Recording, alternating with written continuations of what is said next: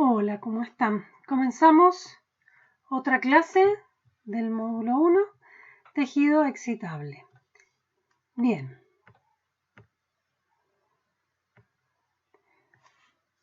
Este tema de tejido excitable pertenece al módulo 1, a sistema nervioso. Aquí les dejo la unidad correspondiente del programa. Bien, aquí tenemos un esquema de cómo vamos a desarrollar la clase. Algo muy importante, que el tejido excitable está involucrando al tejido nervioso y al tejido muscular. O sea que este tema lo vamos a ver en dos oportunidades. Ahora, en el caso de tejido nervioso, el sistema nervioso, y a tejido muscular cuando estudien reflejos, también dentro del sistema nervioso. Bien, vamos a empezar con el primer punto, que es transporte de membrana. Este es un tema que ya conocen, es básicamente un repaso porque ha sido estudiado en biología, en química y hasta creo que en histología lo han visto. Y también en biofísica. Así que es un tema que ya a esta altura ya lo manejan y si no, denle un repasito. Bien. Transporte puede ser de alto peso molecular o de bajo peso molecular. Recuerden que la membrana plasmática es una barrera que separa el contenido de la célula, su medio celular, y el medio ambiente. Hay moléculas que son de gran tamaño e incluso microorganismos como las bacterias que pueden ser fagocitadas por la célula y también la célula necesita sacar sus desechos. Entonces, bueno, necesita un mecanismo que permita ese pasaje a través de esta barrera que es la membrana. Por eso se distinguen las de alto peso molecular y las de bajo peso molecular.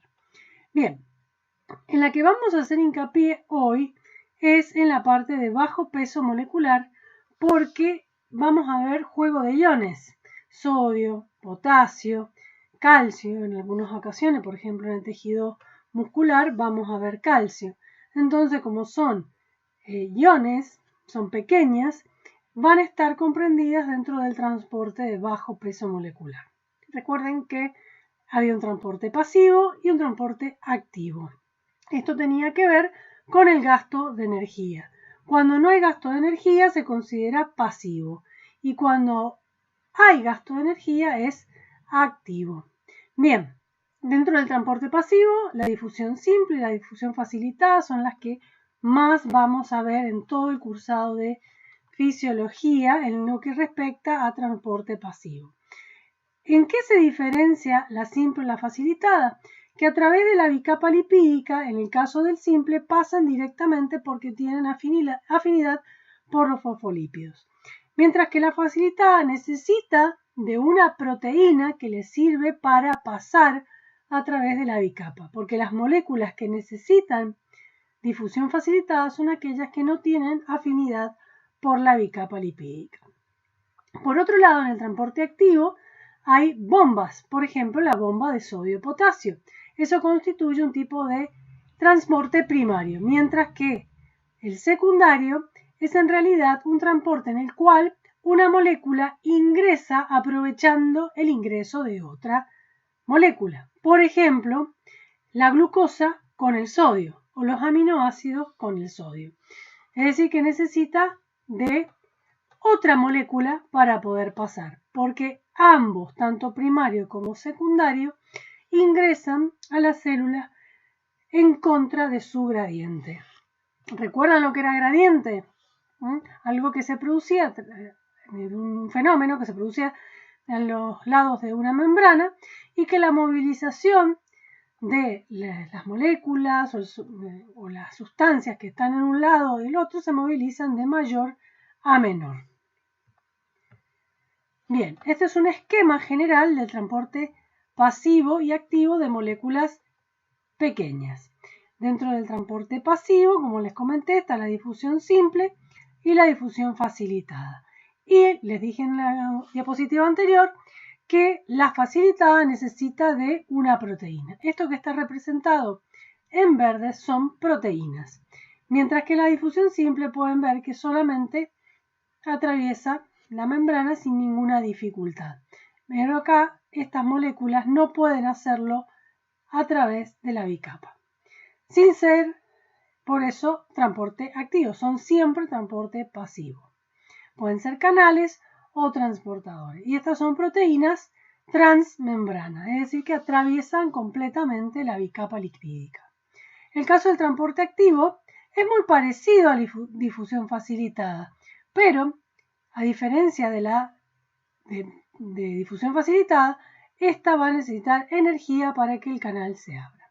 Acá en amarillo está representado el gradiente que va de mayor a menor. Bueno, esto ya lo conocen, tienen que hacer un pequeño repaso al respecto. Bueno, vamos ahora a lo que denominamos potencial de membrana. Vamos a ver lo que es una membrana despolarizada y lo que es una membrana polarizada. Bien, este es un modelo de la membrana. Esto que se ve en amarillo es la membrana plasmática. Esto que se ve en celeste es el medio extracelular. Y esto que se ve un poco más rosado es el medio intracelular. Aquí tenemos entonces la barrera que constituye la membrana. En el líquido extracelular hay iones, moléculas, igual que en el intracelular. Estos, al estar en un medio acuoso, están ionizados, es decir, que tenemos átomos con carga. Por ejemplo, sodio más 1, potasio más 1, cloruro menos 1. Si uno pudiera medir el potencial de la membrana, mejor dicho, la diferencia de potencial, vemos que del lado externo de la membrana hacia el líquido extracelular, la carga es positiva, mientras que en el intracelular las cargas son negativas. La diferencia de potencial de esta membrana, si pudiéramos medir, en realidad sí se puede medir, la diferencia del potencial entre el exterior y el interior es de unos menos 60 mV. Las membranas están en este estado. En este estado se dice que la membrana está en reposo. Es decir, que cuando una membrana está en aproximadamente menos 60 mV, la membrana está en reposo. Lo que es lo mismo que decir membrana polarizada. ¿Por qué polarizada? Porque tenemos polos, un polo positivo y un polo negativo como hay en una pila. Entonces esta membrana está tranquila, está en reposo, ese es su potencial de reposo y la membrana se encuentra polarizada. Ustedes pueden encontrar estos valores entre menos 50 y menos 70, o sea que es negativo, porque en realidad cuando uno mide con un electrodo, lo que mide es el lado intracelular. Y acá vemos que el valor intracelular es negativo.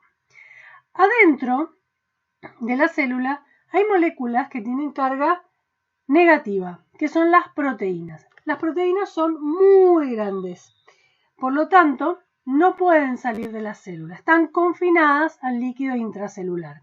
Esto genera ese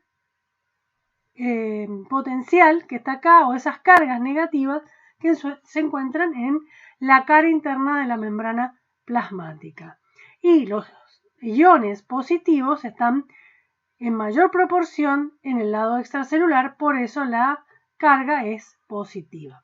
Esto lo han visto en biofísica, es el equilibrio Gibbs-Donan. Les lo digo para que puedan repasarlo. Bien, como estamos hablando de tejido nervioso, aunque se aplica todo este concepto a tejido muscular, como estamos hablando de tejido nervioso, vamos a hablar de la neurona. En la neurona tenemos un único axón. Podemos tener una o varias dendritas, pero tenemos un único axón. ¿Para qué le sirve este axón a la neurona? A través de él transmite el potencial eléctrico o la corriente, por decirlo así. Es decir, vulgarmente hablando, el axón es un cable por el cual viajan la corriente. ¿Y qué es la corriente? Son diferencias de potencial a lo largo de la membrana. Entonces la membrana tiene un potencial de membrana basal, ¿sí? Cuando está en reposo está en menos 60, que ya les dije que era el potencial de reposo, cuando se genera una diferencia de potencial, que implica que las cargas positivas están del lado externo y las cargas negativas del lado interno. Acá, si uno después lo ve con mayor aumento, lo que está haciendo es, se está midiendo es el interior de la célula, la cara interna de la membrana plasmática. Cuando llega el impulso eléctrico que se origina en el cono sináptico y viaja todo a lo largo del axón hasta llegar al botón sináptico, acá decimos que la membrana se despolariza. Esto quiere decir que hay un cambio en el potencial. Recuerden que en un potencial de reposo la membrana es negativa del lado de adentro. Miren ahora el valor que toma en el lado de adentro. Ahora se torna positivo. Es decir, que cuando hablamos de una membrana despolarizada es una inversión de las cargas. Entonces ya no vamos a encontrar cargas positivas afuera y cargas negativas adentro. Ahora lo que vamos a encontrar son cargas negativas del lado externo y cargas positivas en el lado interno. Por eso tenemos positivo acá, aproximadamente más 35 milivolts. Acá se dice que la membrana está despolarizada. Bueno, hay una forma de graficar el potencial de acción. Es tiempo en el eje X y diferencia de potencial o milivolt en el eje Y. Nosotros tenemos un valor que está alrededor de los menos 40 que se lo llama umbral. Todos los fenómenos cuando la membrana está en reposo están por debajo de esa línea umbral.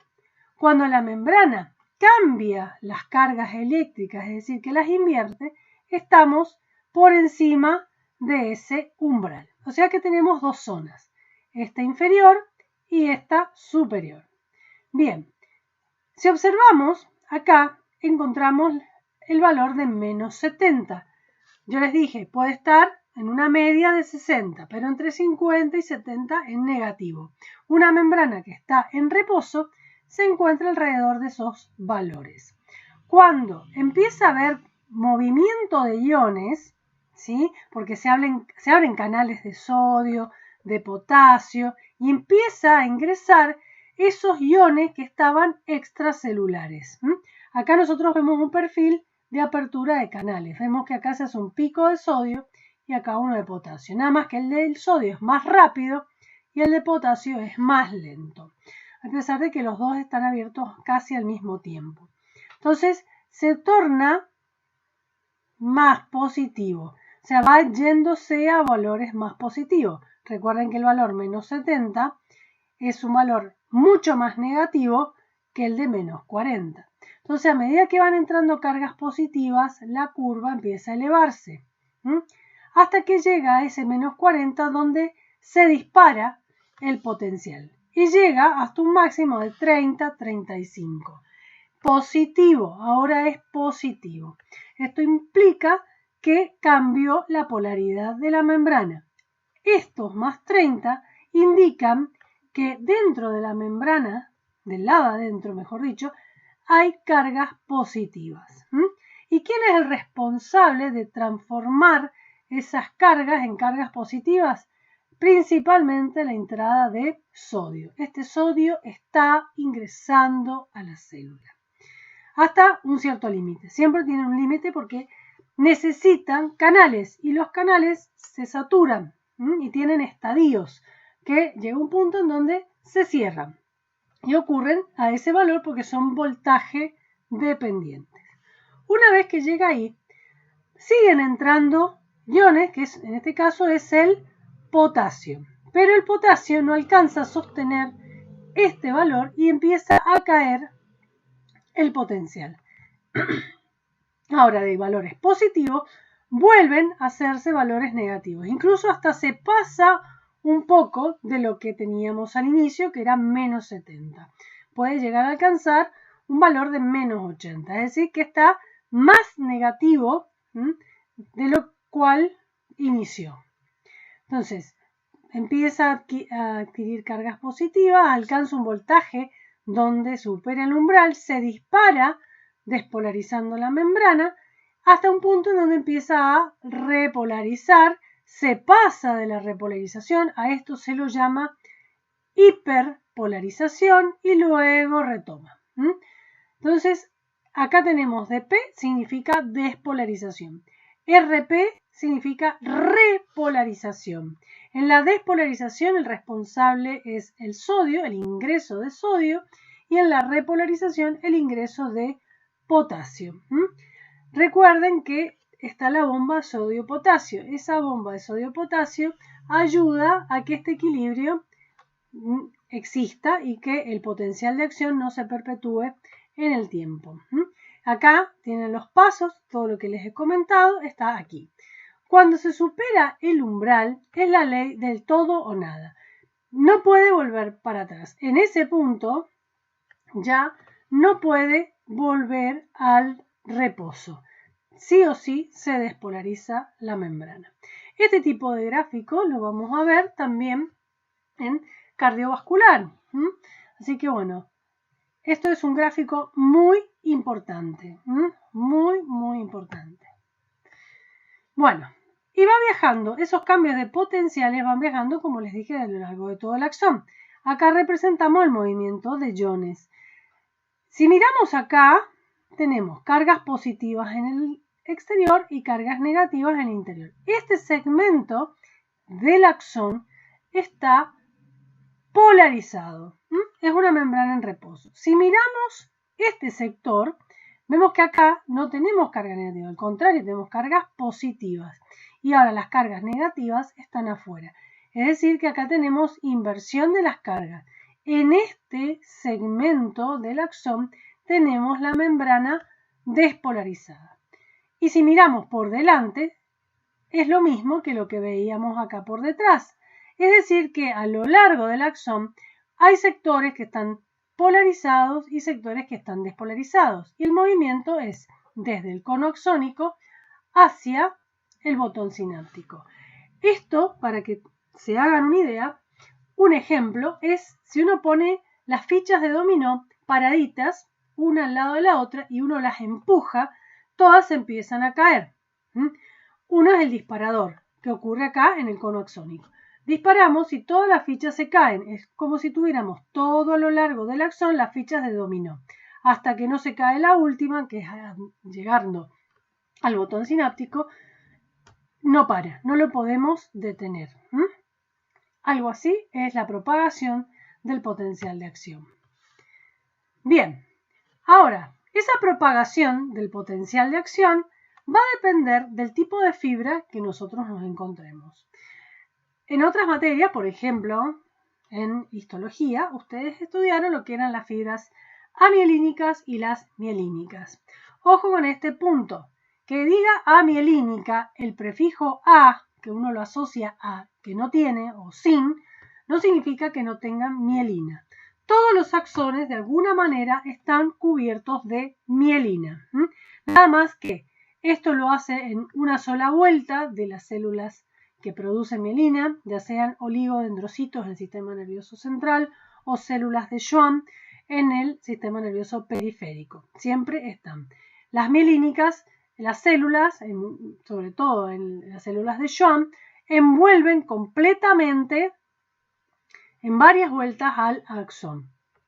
Las células amielínicas del sistema nervioso periférico es como que abrazan solamente al axón, pero no le dan tantas vueltas de la membrana alrededor del axón. Bueno, vamos a ver cómo se propaga ese potencial de acción que parecen fichas de dominó en estas fibras mielínicas y amielínicas. Hay dos tipos de conducción, la conducción continua o la conducción saltatoria. La continua está a cargo de las fibras amielínicas. Recuerden que no tiene tanta mielina esta célula. Fíjense todas esas estructuras que están ahí. Esas estructuras que están ahí son canales. Los canales son importantes para la movilización de los iones.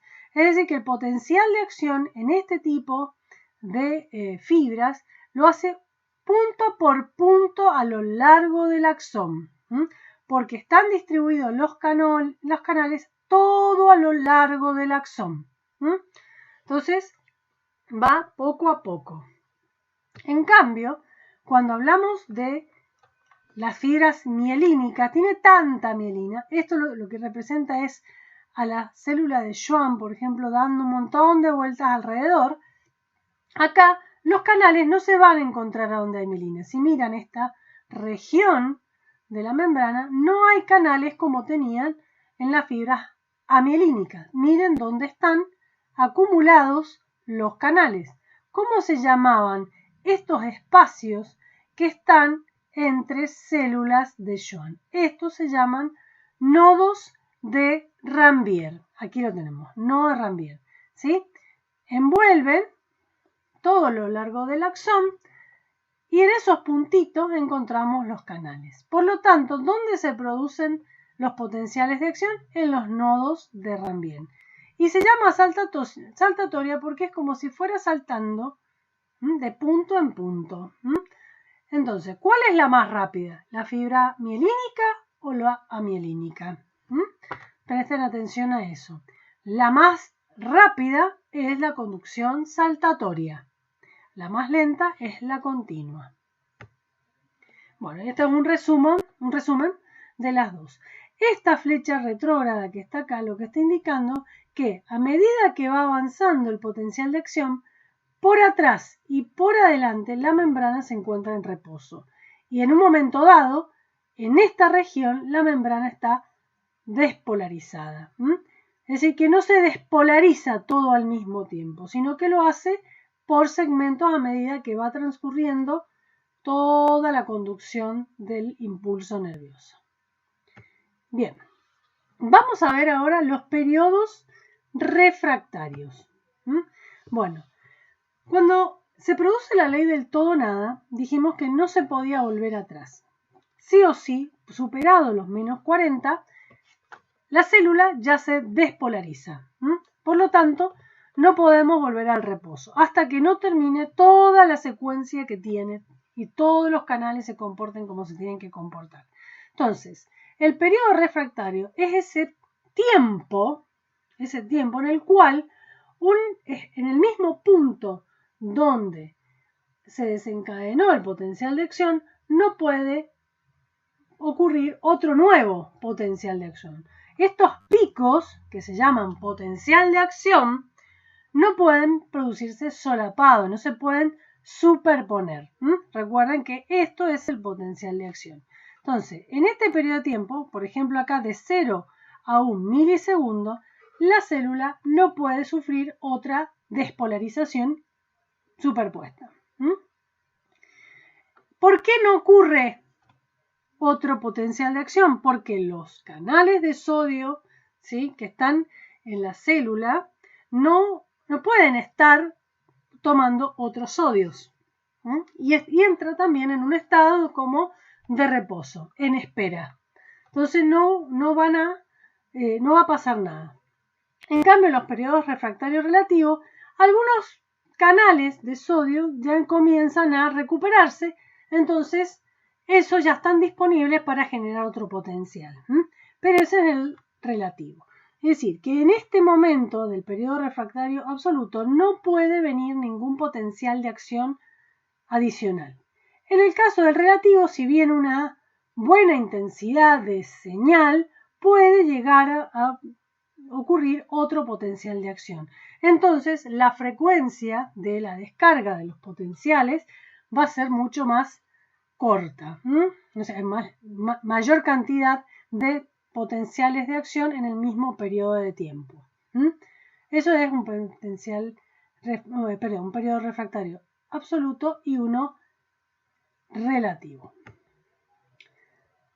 Si quisiéramos ponerle un ejemplo para ilustrar esta situación, cuando uno va al baño y descarga la mochila del baño, si se pierde completamente el agua, no puede uno hacer una nueva descarga posteriormente al hacer la primera. Tenemos que esperar un tiempo a que ingrese agua en la mochila para volver a descargar. Y si tenemos una buena cantidad, podemos descargar, pero no va a ser lo mismo que si tuviera la mochila llena de agua. Eso es un periodo refractario, que cuando descargamos toda la mochila, no podemos hacer una nueva descarga de agua hasta que se llene completamente. Ese llenarse completamente para la neurona significa que los canales estén disponibles. Bien, vamos a ver ahora potenciales degradados. Es otro tipo de potenciales, diferentes a los potenciales de acción. Y vamos a ver el concepto de sumación espacial y sumación temporal. Sumación viene de suma. Bien. Entonces los potenciales de acción son los que hemos hablado. ¿Qué son los potenciales degradados?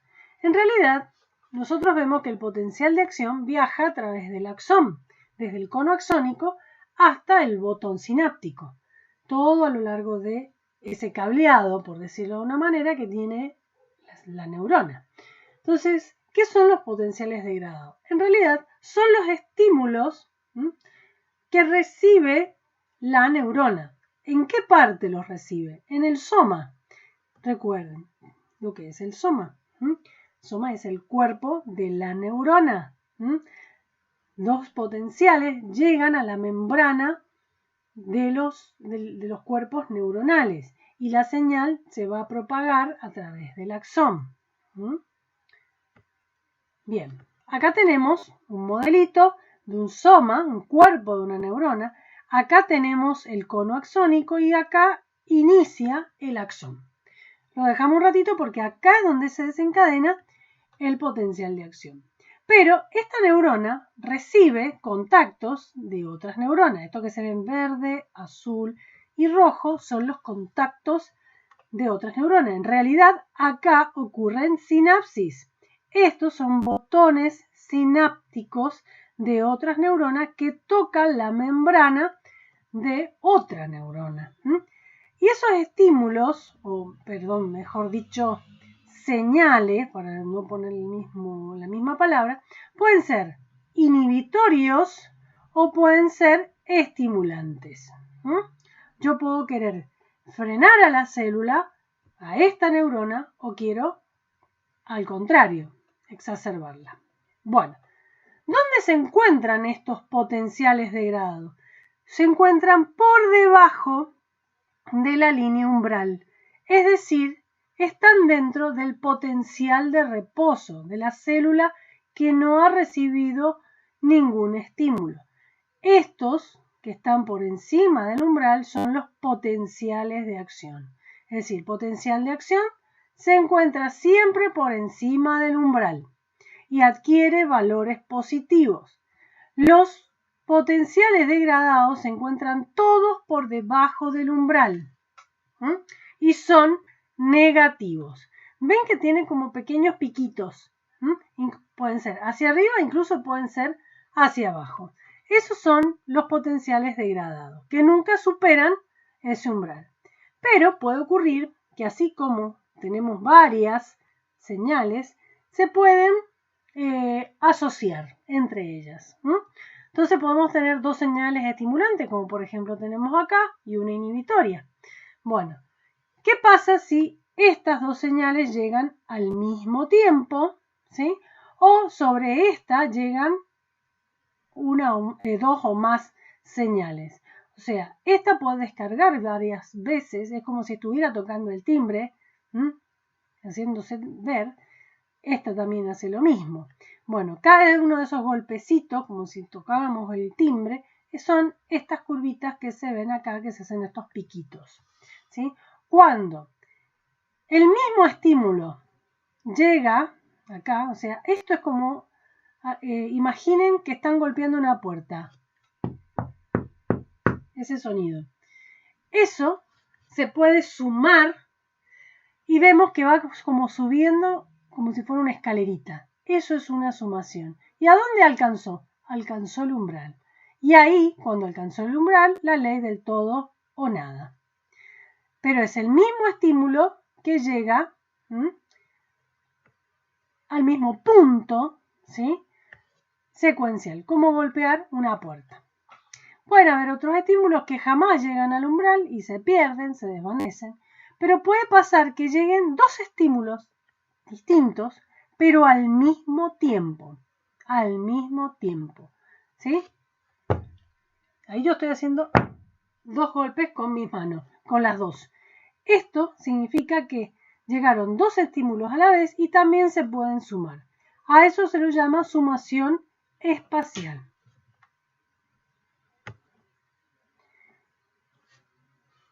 Otras veces podemos tener combinación de estímulos e inhibitorios.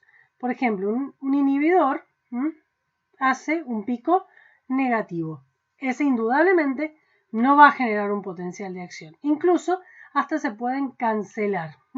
Acá tenemos dos estímulos excitatorios que no alcanzan el umbral y este se cancela porque tenemos un estímulo y una inhibición, y por una excitación y una inhibición, entonces no genera potencial de acción. Bueno, esto es una comparación entre los potenciales degradados y los potenciales de acción. Bueno, la magnitud es proporcional al estímulo. ¿Esto qué quiere decir? Que llega una señal, puede ser mucha, puede ser poca. En cambio, acá la ley del todo o nada, siempre el estímulo es igual y eso va a propagarse todo a lo largo del axón sin decremento. En cambio, en el caso de los degradados, sí pueden decrecer.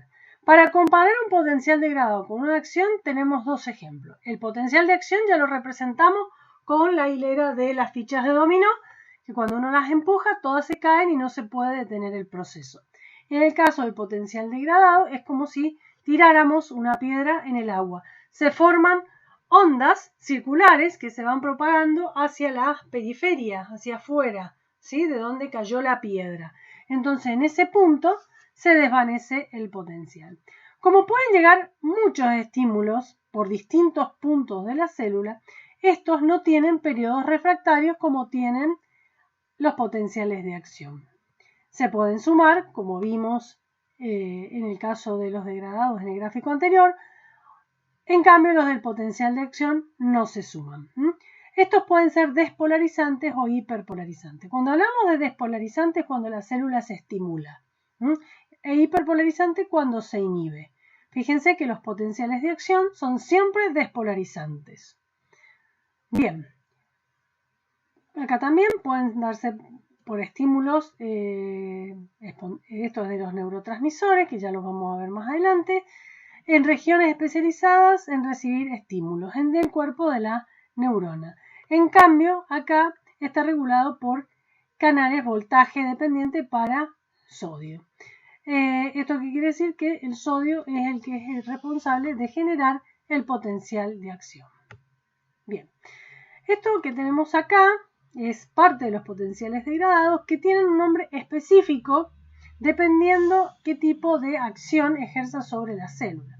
Tenemos aquellos que son excitatorios y aquellos que son inhibitorios. Acá son ejemplos de excitatorios e inhibitorios, que estos son neurotransmisores. Las señales entre neuronas son principalmente de tipo química. La acetilcolina, ya vamos a ver que es el neurotransmisor del sistema nervioso periférico y el glutamato es del sistema nervioso central. Ambos, para cada uno de los sistemas, producen excitación. La glicina y el GABA son parte de los neurotransmisores que son inhibitorios. Son ambos del sistema nervioso central. ¿Por qué no tenemos uno del sistema nervioso periférico? Porque la acetilcolina es un neurotransmisor que actúa tanto en las excitatorias como las inhibitorias en el sistema nervioso periférico, que bueno, lo van a ver en parte en sistema nervioso autónomo y cuando veamos un poco de neurotransmisores. Entonces, aquellos que producen excitación, como vimos en el gráfico anterior, está involucrada con esta señal que llega a la neurona y está involucrada con canales que están en la neurona que recibe la señal. Y eso abre canales de sodio. Es decir, que toda señal excitatoria está relacionada con el sodio y se llama potencial postsináptico excitador o excitatorio cuando tenemos este tipo de neurotransmisor y se abren canales de sodio. Y acá tenemos estas curvitas que son las mismas que vimos en el gráfico anterior cuando van por encima. Van de valores negativos y se hacen un poquito positivos. En el caso de las sinapsis inhibitorias, donde actúa glicina y GABA, por ejemplo, los canales son de cloro. Pueden ser algunos hasta de potasio. Pero estos son hiperpolarizantes y se llaman potenciales postsinápticos inhibitorios, ya sea PPS, PIPS o también PPES o PPIS. Hay muchas formas de abreviarlo, pero tenemos entonces potenciales excitatorios y potenciales inhibitorios y ya sabemos quiénes son los responsables de desencadenar esas señales. Y acá vemos cómo es la gráfica de los potenciales que son inhibitorios, lo contrario de estos que son positivos. Bueno, hasta aquí la clase de potenciales de acción relacionados con el tejido excitatorio. Bueno, nos veremos en la próxima.